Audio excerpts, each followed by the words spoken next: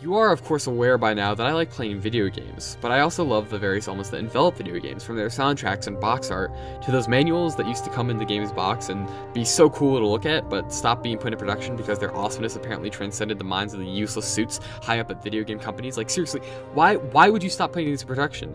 I loved these so much. I mean, I just cannot believe that they would stop making such a wholesome and genuinely great part of their product. I mean, other than money, what could you possibly have to lose? But what I think has become overlooked in recent years, and what I am here to discuss with you all today, is the video game title screen. Because in growing up playing video games, I formed a fondness for games that took that extra step to craft a great title screen for their game. There are some really great ones out there, but I feel especially recently that the gaming medium is sorely missing them. I'm looking at you, Breath of the Wild. So if you would humor me with just a small amount of your time, I would love to walk you through a few of the best title screens that I've ever had the pleasure of experiencing.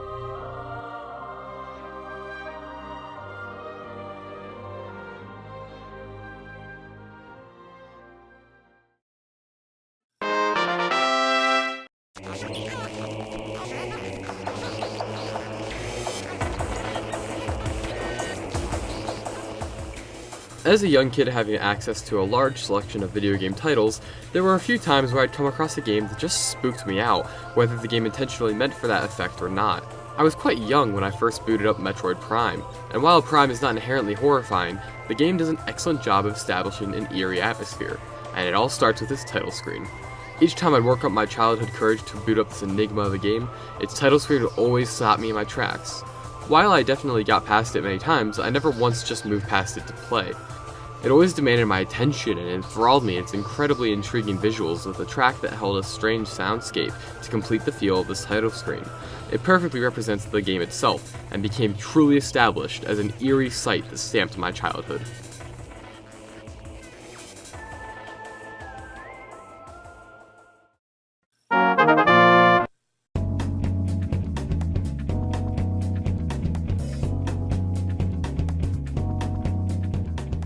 If you had approached me not even a year ago and asked if I thought I'd ever play Persona, I probably would have ended up laughing in your face and walking away with a smug expression. However, due to me picking up a PS4 in January and having my interest in Persona piqued by a podcast I'd listened to months prior, I ended up experiencing some of the game by totally not jury-rigging the PS4 game share system with a friend. While I still yet to complete this game, I can certainly appreciate many of its aspects, one of which being its title screen. Persona 5's title screen is simplistic and not too over the top, which is perfect, and it takes Persona 5's aesthetic and just melts it down into its purest elements. The game's core characters are in a train station, all silhouetted in red with white masks. As you explore about the menu, the camera angle will sharply change, and so too will the characters' movements.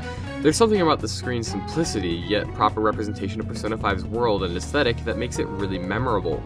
The calm and almost elevator-like music adds to the immersion as well and truly brings together a wonderful title screen.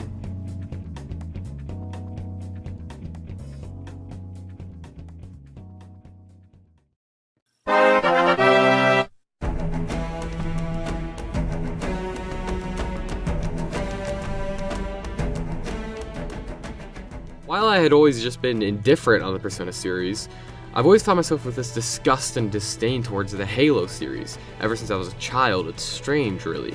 I can't particularly pinpoint where this notion started, as I never touched the series in my life, but I do know that these feelings of contempt towards the Halo series lasted up until a year ago in the August of 2017.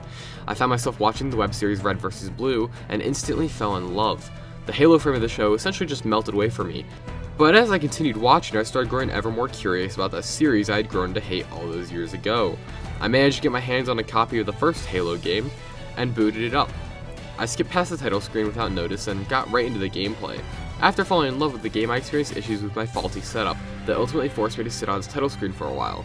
I finally realized that I was looking at an incredible title screen. It's not very flashy or crafted incredibly, but seeing the full Halo turning in rotation as the music opens is an awe-inspiring experience. The music imbues such liveliness into this simple screen, utilizing Gregorian chants that slowly weave their way into a track imbued with the musical DNA of war, with heavy drums and intense string-heavy ensemble.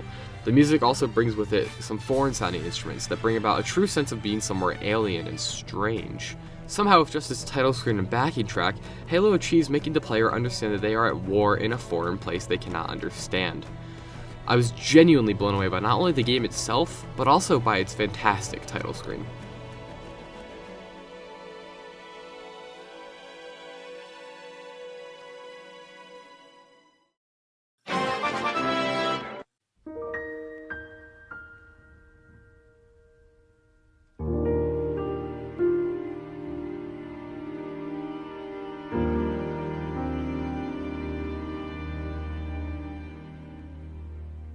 My first time playing Xenoblade was a really interesting one. I knew much about the game's longevity and well-crafted story, so when I first put the disc in and started it up, I decided to just let the title screen sit there for a while so I could take it all in.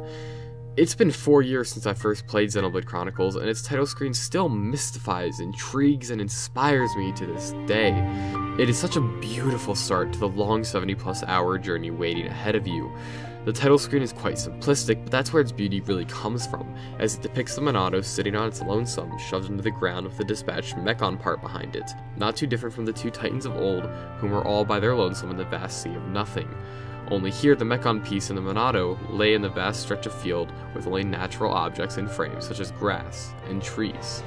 While the visuals alone would be enough to qualify this title screen for this spot on my list, the song which accompanies the stellar visuals is one of the greatest pieces of music ever made. I genuinely cannot get enough of this theme composed by Yoko Shimomura, as it embodies so many different emotions all at once, each layered evenly upon the song as it progresses.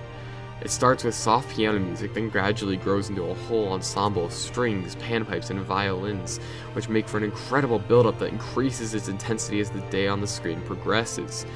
Once the song finishes bursting with energy during the world's sunset, it quiets back down at night into its original state, and eventually leaves off with a few single piano notes that give the player an unresolved feeling.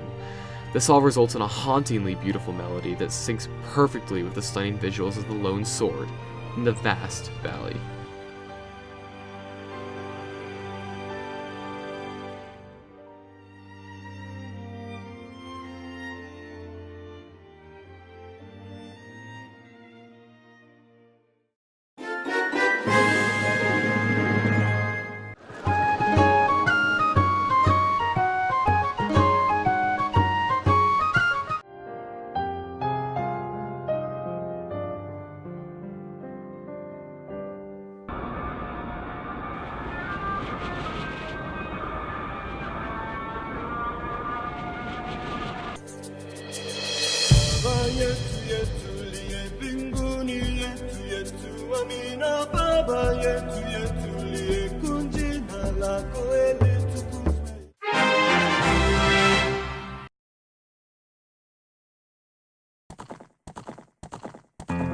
The Legend of Zelda Ocarina of Time is the first game that I can recall playing.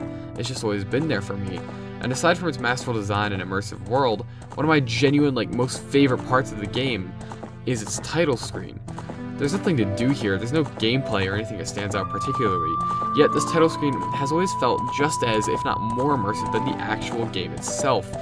There's just something to be said about the way the camera fades into a skyline with a bright full moon sinking deep into the sky as a silhouette of Link riding Epona across a hill lays at the center of the screen. The title image starts fading in as various shots of Link riding Epona throughout Hyrule progress. While I've always been sucked into watching this title screen play out in full every single time I've played Ocarina of Time since I was quite young, only recently has it dawned on me that these various angles and shots are incredibly cinematic. From the opening wide silhouette to the camera swinging at the ground at Epona's pace, to a wide shot of Epona going for a sip of water. Each shot just feels very cinematic. The music as well is a track made specially for this title screen. It's a truly stunning piece of music as it's quite simple, with just some piano notes ever so gently guiding us along, while an ocarina plays the song's melody. It never rises or gets terribly adventurous, it just stays quiet and somewhat melancholy, reflecting the deeper nature of Ocarina of Time's somber story. It's a perfect track for how the cinematics of the screen work as well, as the moonlit sky gives off a more reflective and calm mood, rather than one of grand adventure. I also must say that at least for me, I love hearing the natural sounds of Epona's neighs and hoofs colliding with the ground, because it keeps us grounded in the atmosphere of the title screen. If there were no sound and just music, it would appear almost too cinematic, like a film. But because of the natural sounds of Epona's riding throughout Hyrule, the title screen takes on a life of its own that sucks us in.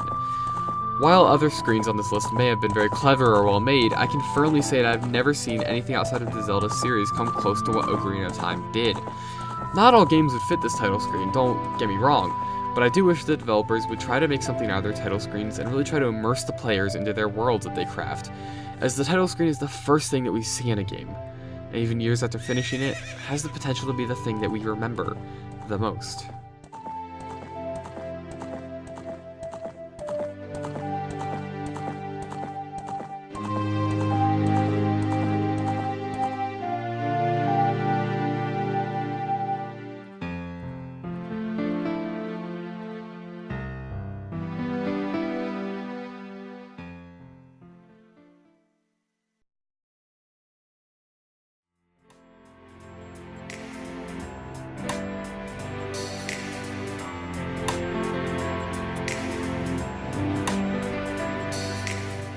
thank you all so much for watching. I really appreciate it. I hope you enjoyed this video, and I really just want to thank you guys so much for all the support you've been giving me the last few weeks. I've started uploading a lot more consistently, and I've just been having a lot of fun with it. I've decided to just make videos that I feel like making, and so ever since then, I've just, I've had fun, and I've really started uploading more consistently than I did before.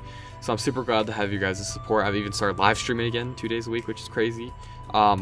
And I'm super happy that things seem to be working out with the whole YouTube as a hobby thing, and it's super fun, and I'm having a great time. And I just want to thank you all so much for that support. Thank you so much for watching again as well. Comment down below, what's a title screen that you think I might have missed, or something that you like that I didn't talk about, because I'm sure there's some that I missed, as I'm not the most experienced with a wide array of gaming or video games, so I'm sure I missed something. But again, thank you all so much for watching. Have a great day. Goodbye.